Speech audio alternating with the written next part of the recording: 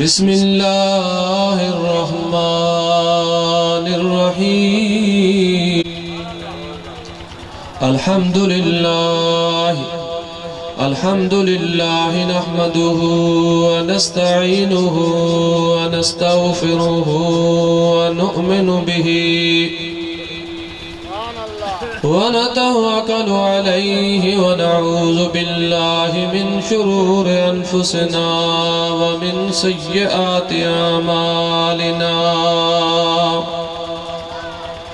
मन यहदिहिल्लाहु फला मुदिल्ल लहु व मन युद्लिल्हु फला हादिय लहु व नशहदु अन ला इलाहा इल्लल्लाहु वहदहु ला शरीका लहु व नशहदु अन्न सय्यदना व मौलाना मुहम्मदन अब्दुहु व रसूलुहु। क़ाल अल्लाहुल करीम फ़ी किताबिल कदीम या अय्युहल्लज़ीना आमनुत्तक़ुल्लाह व कूनू मअस्सादिक़ीन। सदक़ल्लाहु मौलानल अज़ीम। इन्नल्लाह व मलाइकतहु युसल्लूना अलन नबी या अय्युहल्लज़ीना आमनू सल्लू अलैहि व सल्लिमू तस्लीमा। अल्लाहुम्मा सल्लि अला सय्यिदिना व मौलाना मुहम्मदिन मादनिल जूद वल करम व अला आलिहि व अस्हाबिहि व बारिक व सल्लिम। या सलाम मोहब्बत सा मदीने वाले घोट ते दुरूद शरीफ पढ़ो। अल्लाहुम्मा सल्लि अला सय्यिदिना व मौलाना मुहम्मदिन मादनिल जूद वल करम आलिहि व अस्हाबिहि व बारिक व सल्लिम। या सलाम जो बेरो दुरूद शरीफ। अल्लाहुम्मा सल्लि अला सय्यिदिना व मौलाना मुहम्मदिन मादनिल जूद वल करम व अला आलिहि व अस्हाबिहि व बारिक व सल्लिम। या सलाम हमद ऐं सलात खां बाद मुंहिंजा अज़ीज़ो दोस्तो मुसलमान भाइरो, अल्हम्दुलिल्लाह अल्लाह रब्बुल इज़्ज़त जो फ़ज़ल आ जे रब तवां असां के नबी करीम अलैहिस्सलातु वस्सलाम जे मीलाद पाक ऐं सैयदना शेख अब्दुल क़ादिर जीलानी रज़ियल्लाहु ताला अन्हु जी यारहीं शरीफ में वहण जी तौफ़ीक़ बख़्शी है। मुंहिंजा अज़ीज़ो हाजी मी वसायो साहब खुशकिस्मत आ जे अज महबूब मदीने वारे घोट जे मीलाद जे उर्स शरीफ जे महीने जे आखिरी ऐं सैयदना शेख अब्दुल क़ादिर जीलानी जे 11 जी पहिरीं तारीख़ अल्हम्दुलिल्लाह। ऐं यको हाजी साहब बेचारो मुसलसल हलंदो रहियो पर मदीने पाक में 12 रबीउल अव्वल कई वो मदीने शरीफ का 200 फ़कीर गड हुआ। वरी वापसी आयासीं रात यको जी जुमू पढ़ी वियोसि मुसलसल कराची शहर में जलसा हा। उतां ई सफ़र में थकावट में आयो। सुभाणे जुमू पढ़ी निकरंदुसि तो पूरो हफ़्तो पंजाब में जलसा आहिनि ऐं पंजाब खां ख़ैर सां ईंदुसि त वरी 11 बजे इंशाअल्लाह बगदाद वञी गौसे आज़म जे दरबार में कंदुसि। अल्लाह तव्हांखे बगदाद जो दीदार नसीब फरमाई। हाणे यकीनन अल्लामा साहब मूंखे ॿुधाए पियो त इलाही सवेर खां माण्हू वेठा आहिनि। अदा कुछ ॿुधंदो या जल्दी दुआ घुरां ॿुधंदो। अल्लाह सां सभिनी खे नबी करीम अलैहिस्सलाम ऐं बि थकल आहियां चंद करे मां त अर्ज़ु कंदुसि थोरो गौर सां ॿुधो। 11 शरीफ़ ऐं मीलाद ॿई गॾियल आहिनि। थोरो मीलाद ते थोरो 11 शरीफ़ ते नबी करीम सल्लल्लाहु ताला अलैहि वसल्लम जो उर्स हे अल्लाह तबारक व तआला असां के दुआ दियो मालिक गंज देना है बस सिर्फ दुआ काफी है। हुजूर सल्लल्लाहु ताला अलैहि वसल्लम जो मीलाद तवा तकरीबन ते वरड़ा बैठा हो तो यो हर अल्लाह जा वली मानू बुजुर्ग सजन का कंदा पिया अचन। हे निभागड़ा जॾहिं खां वहाबी आया यकीनन हिते बाराड़ी में कौन पहुता होता हिते तो कौन है न। इंशाअल्लाह अल्लाह तव्हांखे हिफ़ाज़त फरमाई तो इंशाअल्लाह। वॾे में वॾो मर्ज़ इहो आहे जेकर इंसान वहाबी थी मरी वियो न इन्हें समझो तो सिद्धो जहन्नम भले घणी लख नमाज़ू पढ़े शैतान पे नमाज़ू पढ़ी वहाबी नमाज़ था पढ़ा शैतान तो बाड़ी बाड़ी ते सजदो ॾिनो एतरी इबादत दुनिया में कंहिं बि कोन कई हूंदी जेतिरी शैतान कई बाड़ी बाड़ी ते पूरी ज़मीन ते पोइ वरी ॿिए आसमान ते वरी टे आसमान ते वरी चौथे आसमान ते वरी पंजे आसमान ते उन मला इबादत कंदो कंदो तरक्की थींदी वई पर उन सां अल्लाह जेको नाराज़ थियो छाजे करे थियो अल्लाह ताला नाराज़ थियो शैतान सां इन जे करे जे पैसा न बस ॿियो थोरो ॿुधो बस ॿियो ॿुधो बस महिरबानी करे ॿुधो थोरो दुरूद शरीफ़ पढ़ो फ़क़ीर थोड़ी देर वेही रहो थोड़ी देर वेही सल्लल्लाहु अलैका या रसूल अल्लाह व सल्लम अलैका या सभी पढ़ो सल्लल्लाहु अलैका या रसूल अल्लाह व सल्लम अलैका या अल्लाह ताला शैतान से नाराज छाजे करे थियो जे अल्लाह साईं शैतान के हुक्म फरमायो तो आदम अलैहिस्सलाम के सजदो कर आदम अलैहिस्सलाम के अल्लाह ठाहे अल्लाह ताला फरमायो हाँ इनके सजदो कर शैतान मलाइकन जो उस्ताद हो जिब्रील अलैहिस्सलाम जो मीकाईल अलैहिस्सलाम जो बस अजरबू मुके कबूल ता महबूब जो जिक्र बुधो बस महबूब जो जिक्र बुधो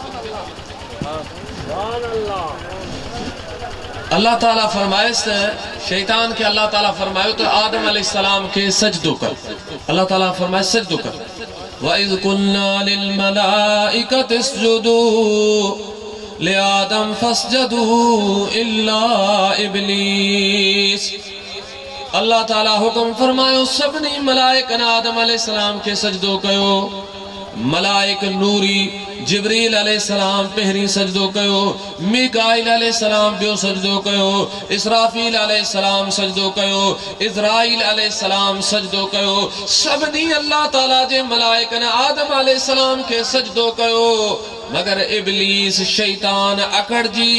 हेडा मुंह करे तफसीर रूहुल बयान में आ तुम उबतो आदम अलैहिस्सलाम के पुठ ॾेई बी रहियो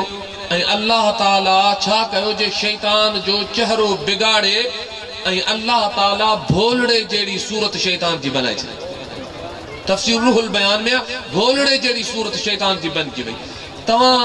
जेके भी बैठा आयो कसम सा मुके बुधायो वहां बिन जो मुछू ता कूड़ल हुंदो ताके भोलड़ा लगन था या न अब लगन था जोड़ो बोलड़ो पियो अचे इया सूरत अल्लाह तबारक व तआला शैतान जी उन्हें ठाई तफसीर रूहुल बयान कुरान पाक जी वडे में वडे तफसीर आ उन्हें जे अंदर त शैतान के अल्लाह ताला उन्हें दी बोलड़ो बनाए छरियो रब देखारियो तो महबूब जो गुस्ताख जेको आ वो शैतान पहरिया उन्हें के मु रब लानती बोलड़ो बनाए छरियो जेको ब इने जे पोया लगदो वो इने जेड़ो सूरत खुदा बोलड़े जेडी बनाए अल्लाह करे तो अल्लाह ताला असा के इनन का महफूज फरमा अदा सुनियो मेहरबानी करे पंहिंजे औलाद के अहले सुन्नत जे मदरसन में छरियो औ तवा के इयो न तो चाह तो मुंह वट छरियो मुंह वट अल्हम्दुलिल्लाह पढ़न वाला खोड़ आहिन अल्लाह जो फजल आ जेकर ता असा वट छरींदा तो वो ता जो मदरसो आ जे में वडा वडा आलिम पढ़ाइन पिया इंशाअल्लाह ताला ही नडड़े तकरीर कई अल्हम्दुलिल्लाह आलिम थींदा महबूब जे दीन जी खिदमत कंदा अग्या हली मदीने वाले घोट जो जिक्र कंदा त ता जी कब्रों रोशन थी असल में मसलो छाए शैतान सा रब नाराज थियो आदम अलैहिस्सलाम के सजदे न करण जे करे अदा समझो पिया लाए न समझो पिया माना आदम अलैहिस्सलाम के सजदो न कई रब नाराज थी वियो मलाइकन जे उस्ताद सा अज़ाज़ील सबने के भी को दर्स दींदो अल्लाह जी मोहब्बत जो अल्लाह से फरमायो जो फखरुज निकर मुझे दरबार में इन अल्लाह ताला फरमायो इन लानती अलैक अल्लाह ताला फरमायो तुझे मथा लानती अला यौमिद्दीन क़यामत ताई तुझे मथा रब जी लानत माना आदम अलैहिस्सलाम जो बेअदब रब फरमायो तो मुखे उन जी नमाज़न जी का परवाह कोने। मुझे आदम नबी जो बेअदब आ, मगर जेको मुझे सोने महबूब मदीने वारे घोट जो बेअदब हुजे वो भले लख नमाज़ूं पढ़े, लख कुरान पढ़े, पेरी उन जी नमाज़न के न दिसजो, पेरी दिसजो तो हिन के महबूब सा मोहब्बत है। जेकर मदीने वारे जो आशिक आ असां जे अखियन ते, हुजूर जो आशिक न है तो निभागो भले कड़ी सजी जिंदगी पिया सजदा करे, वो अल्लाह जी दरबार में मलऊना लानतिया। थोड़ो अल्लाह जो जिक्र करो बरकत थी। ला इलाहा इल्लल्लाह ला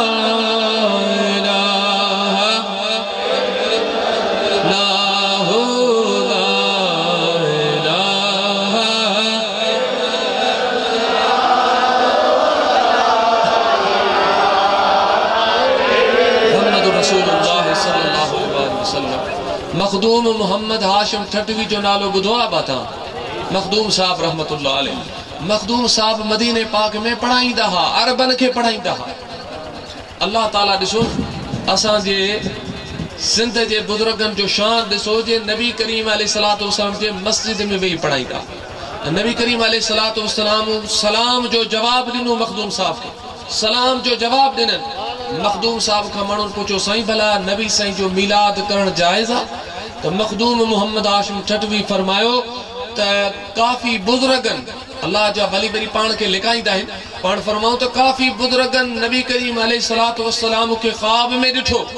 नबी साईं का पुछन तो या रसूल अल्लाह सल्लल्लाहु अलैहि वसल्लम ए माण्हू तव्हां जो मिलाद मल्हाइनि था, छा तव्हां मिलाद ते ख़ुशि थींदा आहियो? नबी साईं फरमायो हा, जेके असां जी ख़ुशी में ख़ुशि थींदा आहिनि त आऊं मोहम्मद करीम पोइ उन्हनि सां ख़ुशि थींदो आहियां।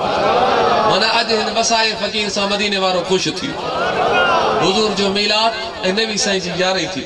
त मुंहिंजा अज़ीज़ दोस्तो मिलाद नबी करीम अलैहिस्सलातु वस्सलाम मखदूम साहब मल्हायो आहे, हज़रत ख्वाजा गरीब नवाज मल्हायो आहे, हज़रत पीरान पीर दस्तगीर महबूब सुभानी कुतुब रब्बानी गौसे समदानी हर 11 जी शाम 12 जी रात, माना हर 11 जी शाम 12 जी रात सैयदना शेख अब्दुल कादिर जिलानी हुजूर जो मिलाद कंदा। हर महीने ख्वाब में नबी साईं जो दीदार थियो। फकीर बैठा हो जो, फकीर बैठा ॿुधो थोरो बस थकल आहियां। नबी करीम अलैहिस्सलातु वस्सलाम जी ज़ियारत थी। हुजूर करीम सल्लल्लाहु तआला अलैहि वसल्लम फरमायो, ऐ प्यारा अब्दुल कादिर जिलानी हसनी हुसैनी मुजा शहजादा, माण्हू दुनिया वारा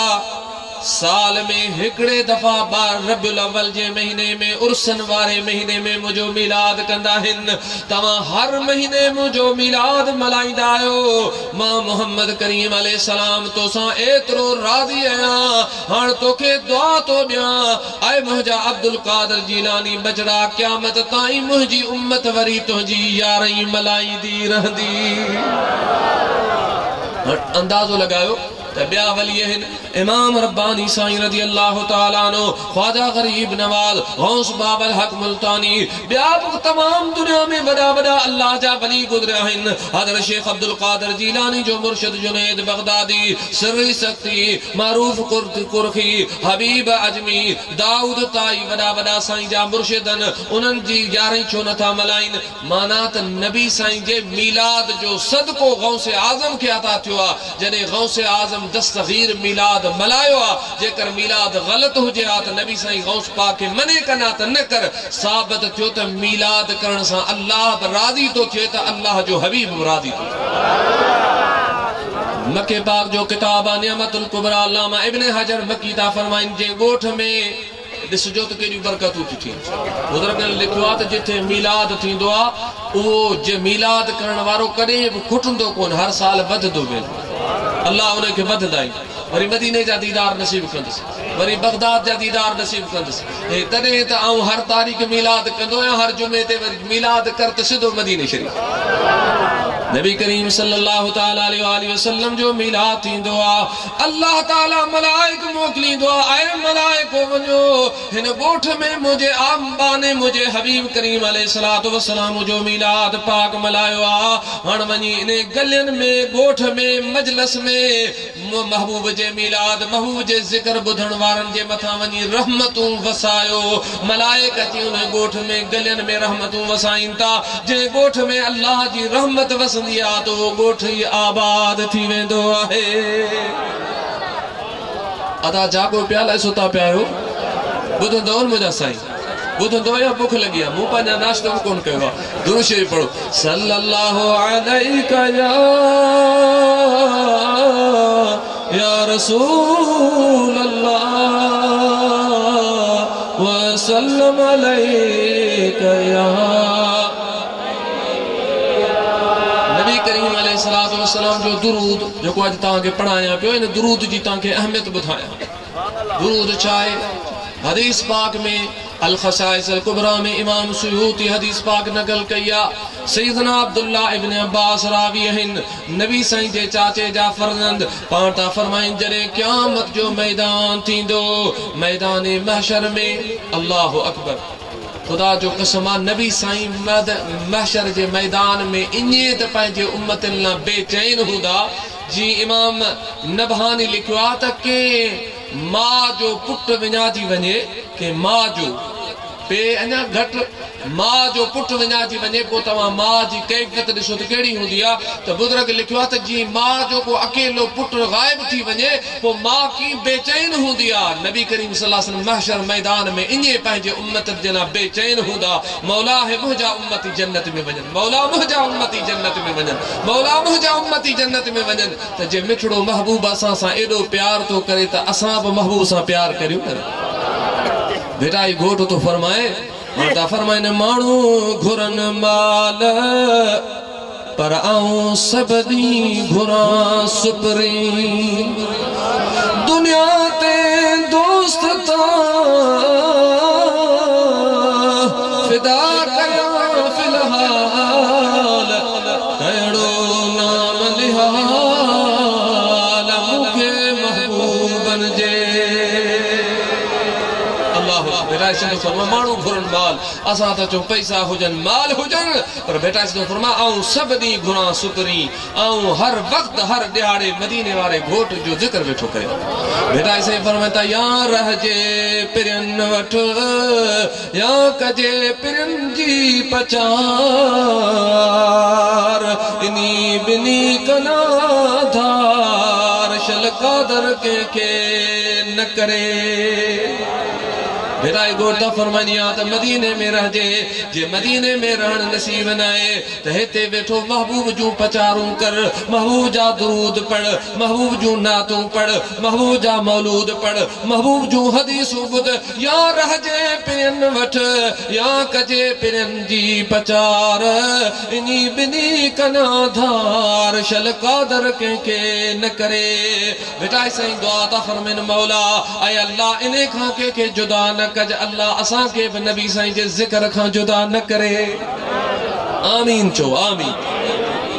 जेको नबी साईं सां मोहब्बत कंदो, नबी साईं फरमायो अल मरउ मा मन हब, गिरोड़ी सां फरमायो एॾे राज त अल मरउ मा मन हब। नबी साईं बुखारी शरीफ में फरमायो जेको जंहिंसां मोहब्बत कंदो उहो क़यामत जे ॾींहुं उन सां गॾु हूंदो। अल्लाहु अकबर। क़यामत जे ॾींहुं असां नबी साईं सां मोहब्बत की निशानी है न। फकीर बेचारे बाराड़ी में ते रंग लगाए छड़ियान, ताके महबूब जो शान बुधाराई माना त नबी करीम सल्लल्लाहु तआला अलैहि वसल्लम सा क़यामत जे दी मोहब्बत करण वारो गड हो। अल्लाहु अकबर। केडी खुशकिस्मती है कि बेटा साईं रहमतुल्लाह अलैहि फरमाता बारो चल ब्या भी खणा, बारो चल बेटा साईं के तो चे नबियन के सब नबी हुंदा क़यामत जे दी, सब नबी मगर सब नबी छा चवंदा या अल्लाह हे आ इब्न नूह अलैहिस्सलाम चवंदो या अल्लाह हे मुंहिंजा उम्मती आहिनि, मूं इन्हनि खे चयो जिन मूंखे मञियो, जिन तोखे मञियो या अल्लाह उहे मुंहिंजान, जिन न मञियो गुनाहगारन उहे तुंहिंजान, जेके सालिहन उहे मुंहिंजान। पर कुर्बान वञा तुंहिंजे मुंहिंजे मिठड़े महबूब हसनैन करीमैन जे नाना जी वारी ईंदी। नबी करीम अलैहिस्सलातु वस्सलाम फरमाईंदा ओ मुंहिंजा रब मुंहिंजे उम्मत जा वली बि तुंहिंजा, सालिह बि तुंहिंजा, आलिम बि तुंहिंजा, परहेज़गार बि तुंहिंजा, हे गुनाहगार मां मोहम्मद जा आहिनि। या अल्लाह हिनन गुनाहगारन के जेस ताईं वठंदस न गद जेस ताईं हिकड़ो मुंहिंजो उम्मती अल्लाह सही फरमायो वल सौफ योतीक रब्बुक फतरदा महबूब अन करीब तो जो रब तो के एतरो अता कंदो जे तू राजी थी वेंदे नबी सही फरमायो मुंहिंजा रब ऐं तेस ताईं राजी न थींदस जेस ताईं मुंहिंजो हिकड़ो उम्मती जहन्नम में हूंदो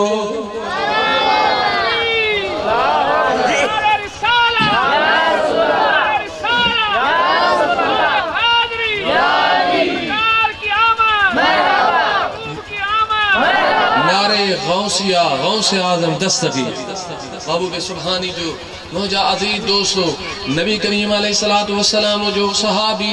अल्लाह अकबर बेटा इसे फरमायो बारो चल ब्या भी घणा पर मुझो पुनूस रसबन चढ़िए चांगे ते वो अची कंदो वर विलहन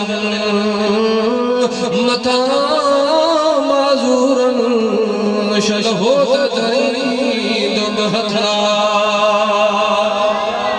मुजादी दोस्तों सब नबी शान वारा मगर उहे क़यामत के दी सालन के वठंदा नेकन के वठंदा गुनाहगार छड़े दींदा पर तुझो मुझो महबूब मिठड़ो मोहम्मद करीम गुनाहगारन के गड वठी हलंदो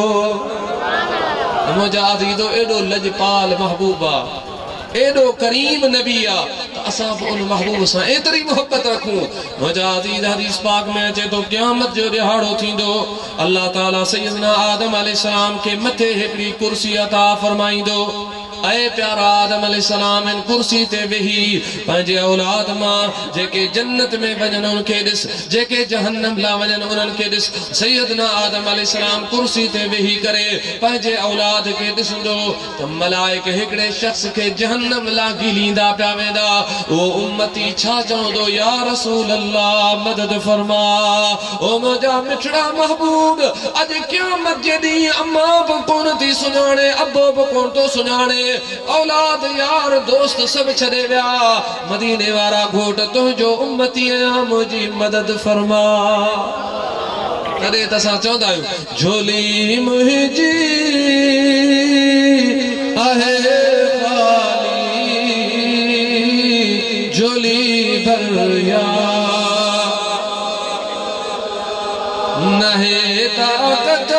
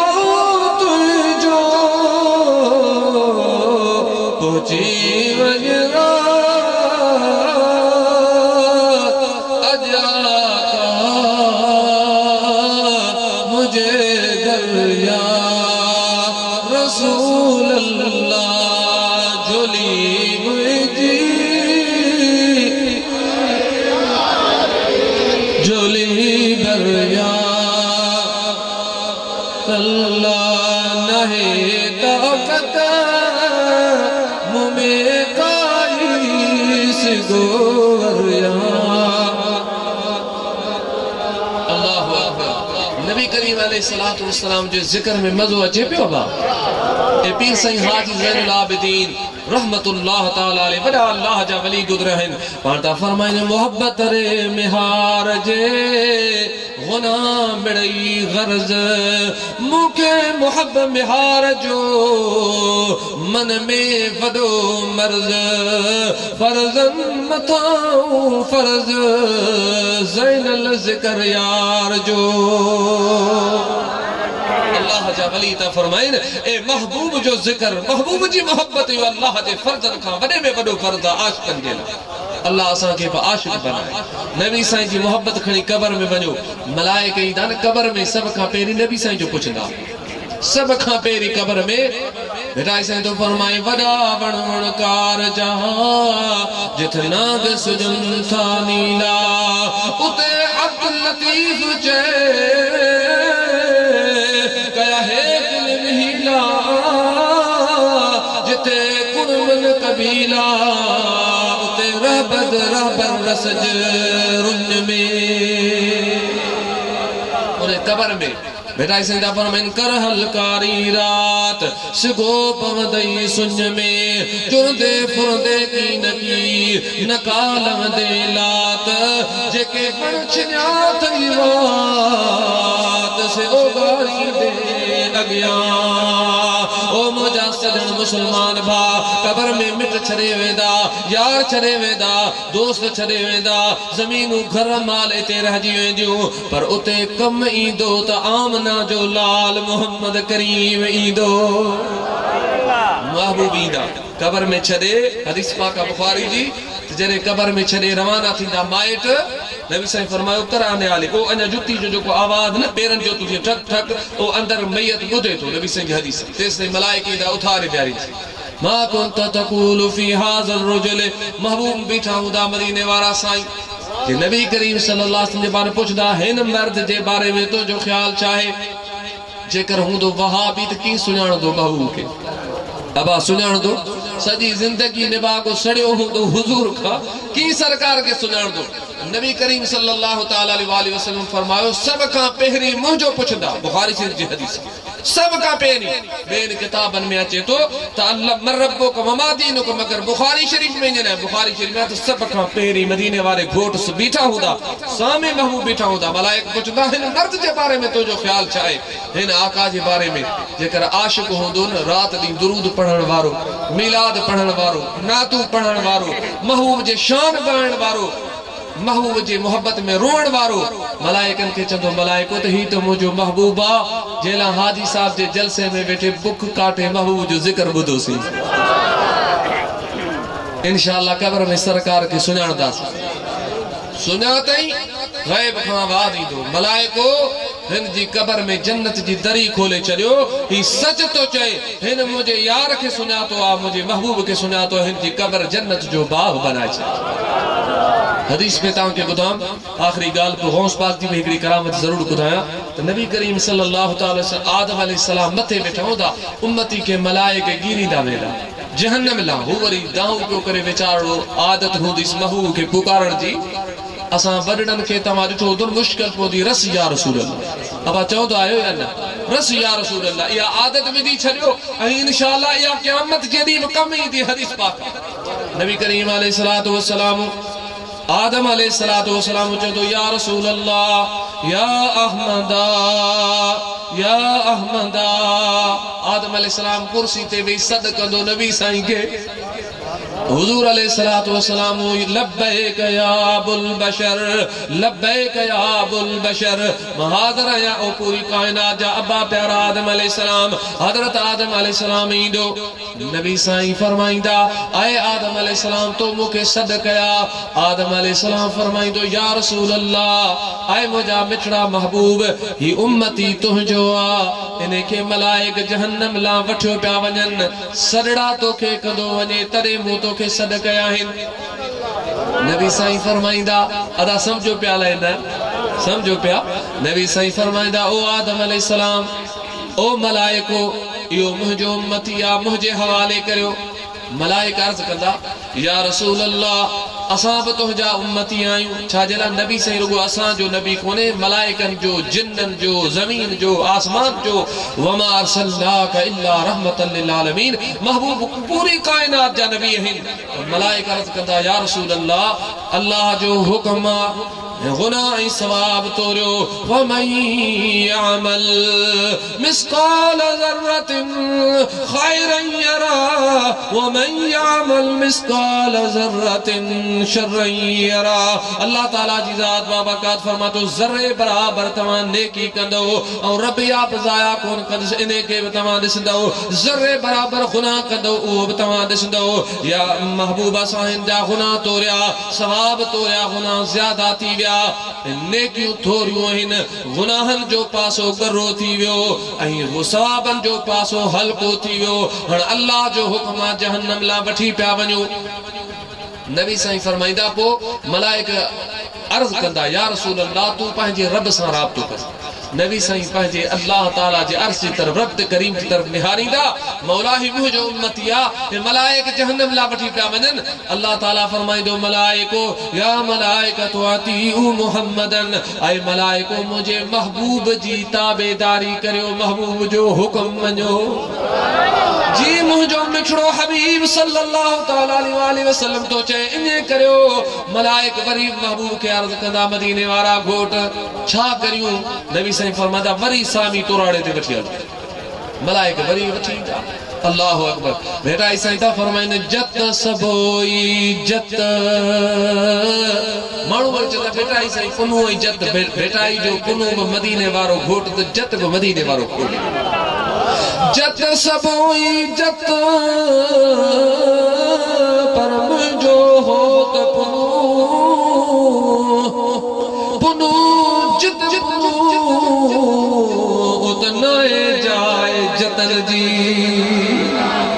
बेटा इसे तो फरमाए त नबी सब शान वारा हिन मगर सब नबी कहे ब नबी खुदा जो दीदार कोन कयो अल्लाह तोखे ए मुखे मुसलमान बा एड़ो त मिठड़ो मोहम्मद करीम अता कयो जेके रब फरमायो महबूब सब नबियन बुधो त अल्लाह आहे महबूब तू रब जो दीदार करे वनी पंहिंजे उम्मतन के बुधा त हिनन अखियन सा पंहिंजो रब ॾिसी आयो आहे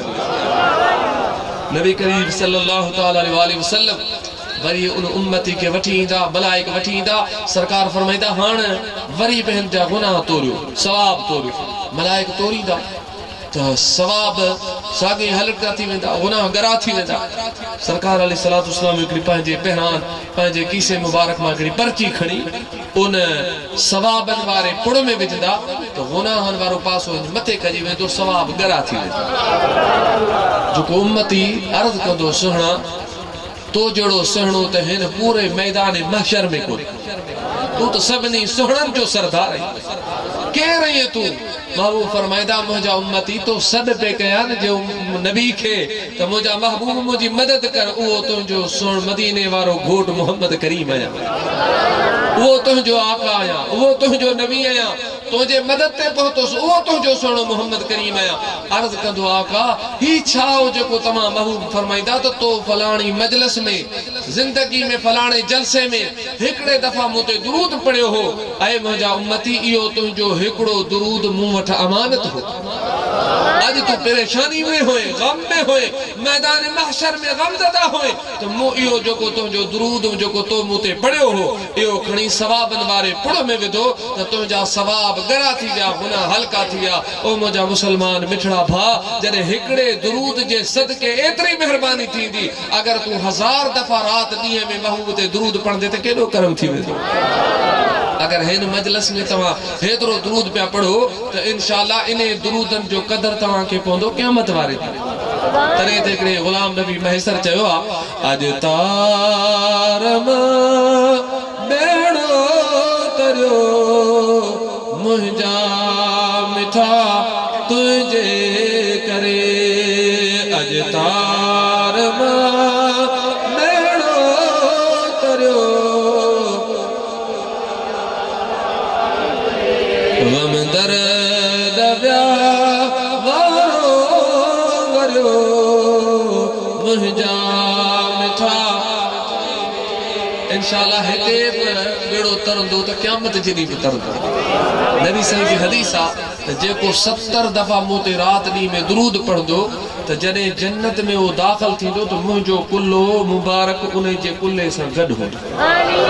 असा न चंदा बाबा हे असा फलाण तो कुल्लो कुल्ले में रही था हलन त मदीने वाले सही फरमायो जेको रात दी में 70 दफा दुरूद पढ़े तो वो क़यामत जदी इने दाखिल थींदो जन्नत में त मूसा गड हो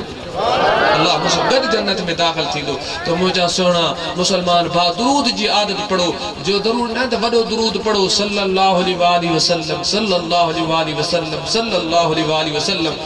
अस्सलातु वस्सलामु अलैका या रसूल अल्लाह यो दुरूद तमा जेकर 100 दफा नबी साईं जी हदीसा जी 1000 दफा मुते दुरूद पढ़ियो रात दी में लम यमुत हत्ता यरा मकादहु फिल जन्नत नबी साईं फरमायो वो शख्स ते साईं न मरदो जने मरण जो टाइम इंदो अल्लाह ताला पहरी उनके जन्नत में पंहिंजो घर दिखारी दो दिस दुरूद जो नबी साईं फरमायो दिस दुरूद जो सदको ही तो जो घर पो इब्राहिम अलैहि सलाम के हुक्म कंदो त हाणे जरूर कर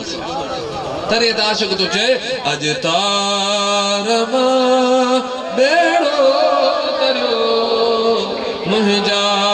मिठा करे गम दर्द ॿिया वारो वरियो मुंहिंजा मिठा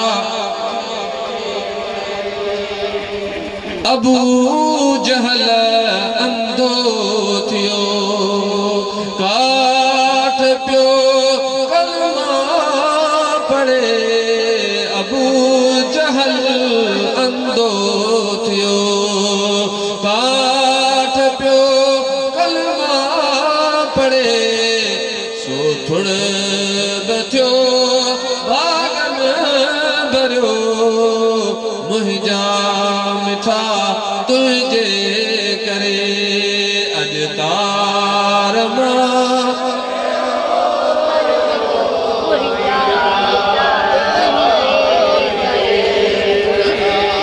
अज तार बेड़ो करो इंशाअल्लाह बेड़ो क़यामत जी कब्र में पार असां सुन्नियन जो ए वहाबी जेके निधण का कीअं अब ॻाल्हायो निधण का इन जे लाइ त अल्लाह ताला हर चीज़ जो वसीलो ठाहियो तव्हां खां सुवाल थो करियां तव्हांखे पैदा कंहिं कयो आहे अब ॻाल्हायो अल्लाह ॾिसो तव्हां ॿाराड़ी जा माण्हू कल राति हिकिड़ो जलसो मुंहिंजो कराची डिफेंस में अल्हम्दुलिल्लाह उते नेशनल मेडिकल सेंटर तमामु वॾी अस्पताल आहे कराची में उन जो जेको डायरेक्टर आहे उन जलसो करायो उते वहाबन जी मस्जिद जो जेको वॾो इमाम हो ऐं मदनी मस्जिद जो उहो निभागो वेठो हो जॾहिं जलसो ख़तमु थियो त मूंखे चई साईं मुरीद कर अल्हम्दुलिल्लाह अल्लाह जे फज़ल सां गौस पाक जे तरीक़े में दाख़िल थियो त जंहिंखे ख़ुदा हिदायत ॾे त उहे काफ़िर त खोड़ मुसलमान थिया आहिनि कादियानी बि मुसलमान थिया आहिनि पर कल अल्हम्दुलिल्लाह हिकिड़ो वहाबी बि मुसलमान करे अल्लाह असांखे हुज़ूर सल्लल्लाहु तआला चयो गौस आज़म दस्तगीर महबूब सुभानी कुतुब रब्बानी साईं जा जेके गादी नशीन आहिनि उहे अल्हम्दुलिल्लाह जे मूं आया हा ऐं अल्लाह जो इहो गौस पाक जो करम आहे फज़ल आहे जे उन अची करे मूंखे पंहिंजी खिलाफ़त ॾिनी ऐं पंहिंजो करम कयनि पंहिंजे तरीक़े में दाख़िल कयनि इहो सैयदना शेख अब्दुल क़ादिर जीलानी जॾहिं पाणी पियायो न हिते तव्हांखे ॿुधायां न हिकिड़ो दरिया टुटो हो बुटे ताईं आयो त मूंखे काफ़ी फ़क़ीर साईं पाणी पाणी गौस बाग जी मूंखे ज़ियारत थी पाण फरमाओ हिते फ़क़ीर पाणी कोन्हे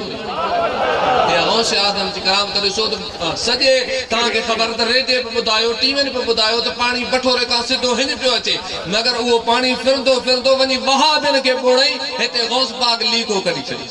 नाराए होसिया नाराए होसिया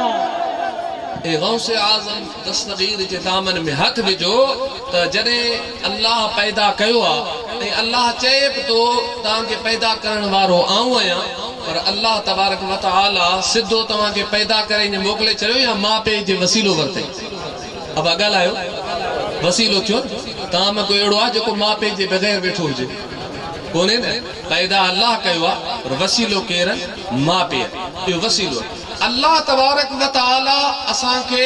चाहे हा रब ताला चाहे अल्लाह ताला इरादो फरमाए तो सब मानू मुसलमान थी अल्लाह जो जिक्र कर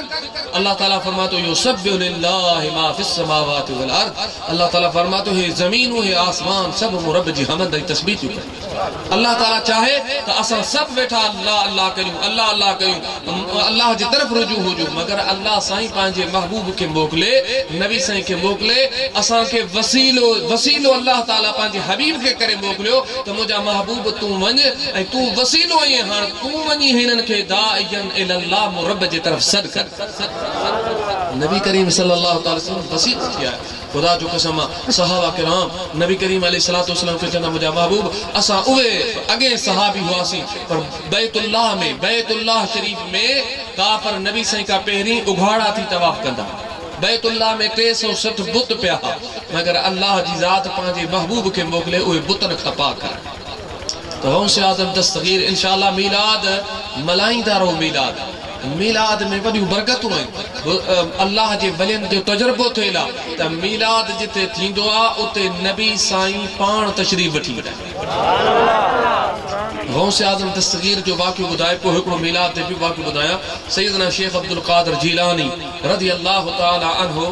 भेटाई साईं के वली मञो था वा भेटाई साईं जेको भी वली मञे तो हथ मथे करे माशा वली भेटाई साईं भेटाई जेको न मञे तंहिंजी ख़ुदा है फिटाई न मञण वारा खोड़ अन भागा। भेटाई साईं रहमतुल्लाह अलैह तो फरमाए भेटाई साईं जहिड़ो वली पिरान पी दस्तगीर के सजड़ा थो करे। पाण था फरमाइनि मीरा शाह मदद थी भेटाई से तो फरमाए मीरा शाह मदद थी तू मुहय्यद्दीन माली आही अब्दुल लतीफ जो तू वसीलो तू वली हसनी पीर हली कर का मोड़ मुरीद ते भेटाई साईं सर पियो करे गौस पाक के वहाबिन के वरी तकलीफ थी थे अॻियां भेटाई साईं छा थो फरमाए पीर मुंहिंजा बादशाह पीर मुंहिंजा बादशाह तुझी नामी जलील दादला दरगाह जा तू खामद जा खलील हसनी हीरो आहिया तू बाहिर थियन वसील दादा मुंहिंजी दिल के ओ दिलासो जो दलील हाणे जिल्लत कयम जलील बादशाह रस बगदाद जा भेटाई साईं जो सर करे पीर साईं हाजी ज़ैनुल आबिदीन सब जो रहमतुल्लाह ताला अलैह अल्लाह जो रहमतु हुजन। पीर साईं ज़ैनुल आबिदीन रहमतुल्लाह अलैह फरमाता शान शाह पीर पीरान गौसे आज़म दस्तगीर इन फरियाद जो को दाद कर अच हाणे हिकदम दस्तगीर मर्जन कना माफी मिले वक्त सुतल मुझो खुले पूरूर थू पवन पली पहुंच तू पीरान पीर ना मर्द के तू मर्द कर दूर मुझो दर्द कर रंग रकीबन जर्द कर तू ऐ भला बदरुल मुनीर मुजादी दो रुको भेटाई साईं पीर साईं ज़ैनुल आबिदीन सुल्तानुल आरिफीन सुल्तान बाहू रहमतुल्लाह अलैह जो वलियन जो आरिफन जो इमाम आ सुल्तान आ बादशाह है वो तो फरमा सुन फरियाद पीरा दिया पीरा मेरा अर्ज सुने कंधर के हूँ बेड़ा अड़िया बिच कपड़ा दे जिथे मछन बांधे डर के हूँ महबूबे सुभानी कुतुब रब्बानी मेरी खबर लयो जज करके हूँ हर वली टाइम कोने वरना ताके बुधाया दुनिया जे हर वली मुझे सोने महबूब सुभानी के सरडा कया गौसे आज़म की फरियाद कया है गौस पाक तकरीर पे फरमाइन वाइद पे फरमाइन तेज साईं वाइज कंदे कंदे गौस पाक उठी बीठा ए पढ़न पे अस्सलातु वस्सलामु अलैका या रसूल अल्लाह अस्सलातु वस्सलाम अखियन में पानी पे वने जमात में अजीब मरण कपड़ा फाड़े छरिया अजीब हालत थी वई हिकड़ो अल्लाह जो वली बैठो शेख अली हैयत ने साईं तकरीर खत्म कई अखियन भेटाई साईं फरमायो उपटिया त अंधियूं पूरिया त पिणी पसंद वञो रोद रसन हबीबाने हुजरे हे अस अल्लाह वारन जो अजीब निजाम आ असा खोलियूं तो दुनिया के दिसूं भेटाई साईं फरमायो उपटिया त अंधियूं पूरिया त पिणी पसंद जेकर खोलिया त अंधियूं हिन पूरिया त वञो मदीने वारे घोट वट पहुचो गौसे आज़म दस्तगीर जे अॻियां वेठा शेख अली हैयती साईं जा पीर भाई हा दोस्त हा मदरसे में गॾु पिया पाण उन बुजुर्ग हथ बधी चऊं शेख अब्दुल क़ादिर जीलानी रज़ी अल्लाह ताला अन्हु तोखे मुबारक हुजे अज तो तकरीर पे कई तुझे वाइज में तकरीर में नबी करीम अलैहिस्सलातु वस्सलाम जी मुखे ज़ियारत नसीब थी गौस पाक फरमायो त शेख अली हैयती रहमतुल्लाह अलैह तोखे तो अखियूं पूरे ख्वाब में मुझे महबूब मदीने वाले के पे डिठो आऊं अब्दुल कादिर जीलानी है अखियूं खोले मुझे नाना जो दीदार पे कयो अंदाजो लगा गौसे आज़म जो मकाम चाहूं महबूब सुभानी जो मकाम चाहूं दो सैयदना शेख अब्दुल कादिर जीलानी जो मकाम चाहूं दो मौजादी दोस्तों अल्लाह ताला आसा के गौसे आज़म की गुलामी नसीब फरमाए सैयदना गौसे आज़म दस्तगीर शेख अब्दुल हक लिखियो अखबारुल अखयार में त पाण फरमाऊं मुझी दारो है जन्नत जैसा मुलाकात ही रिदवान सा जन्नत के दारो में चयो तो या शेख अब्दुल कादिर जीलानी जेके भी तुझा मुरीदन अल्लाह तबारक व तआला उन्हीं समूरन जा नाला जन्नत में मुंह वठ लिखाराए छड़े तुझे मुरीदन में को जहन्नमी कोने पाण ता फरमाइन मुखे मुझे रब इल्हाम फरमायो ऐ मुझा सोहना महबूब सुभानी तू जे मदरसे में पढ़ाए तो इन मदरसे जी छाम अब जेको गुजरी वियो औ रब उन्हें के जहन्नम जी बा हराम करे छड़ी ऐ महबूब सुभानी जे तुझी दीदार न कयो सिर्फ तुझे बगदाद शहर जी दीदार कई ता उन्हें के जहन्नम में दाखिल न करे अंदाजो लगायो खुदा के पांजा दोस्त केड़ा प्यारा है हर मानू के पांजा दोस्त मगर अल्लाह ताला या अय्युहल्लज़ीना आमनु तकुल्लाह अल्लाह से कुरान में तो चो ईमान वारो मु अल्लाह का डिजो वकूनु मअस सादिकीन ऐ सच्चन सा गड थी सच्चन सा गड थी सच्चा केरन ए वहाबी सच्चा ए अमेरिका जा डॉलर अमेरिका जा पैसा खेण वाला मुल्ला ने भागा ए निभागा है पांजा सियासी जलसा हण दिफा पाकिस्तान कराची में जलसो को सब हेडियो टिकू गाड़ियों जेके वडियो एकड़ा सफा एक वहाबन में बटे पर फिरकाई एकड़ा जेके तबलीग वाला कुछ घट गुस्ताख ब्यावर जिन हेतरू डाड़ियों ने तो सफा छिता गुस्ताख है सबई गड थी गया आई असा के जो जलसा पे कन सियासत खपे वजारत खपे मुल्ला हण कराची में जलसो मुझो ने भागा ये तमाम जा दिफा पाकिस्तान जा जलसा जायज नबी से जो मिलाद जायज को खुदा ता के गुमराह कयो अल्लाह ताला असा के ईमान पाजा सलामत रखो भले वहाबी सजो दी सजदे में पिया हो जन हेते गोठन में न सोन ए पांजे औलाद के अहले सुन्नत वल जमात के मदरसन में दाखिल करायो नबी साईं जा मिलाद मनायो नबी साईं जे मथा दुरूद और सलाम पढ़ो त अल्लाह तवा जी असा जी दुनिया की आखिरत सोनी फरमाई दो दुआ है अल्लाह मुझे हाजिरी के कबूल फरमाए ए अल्लाह तबारक व तआला असा सबनी के मदीने मुनव्वरा जो अदब सा दीदार नसीब फरमाए वमा अलैना इल्ला अल बलाग सलातो सलाम पढ़ो नबी साईं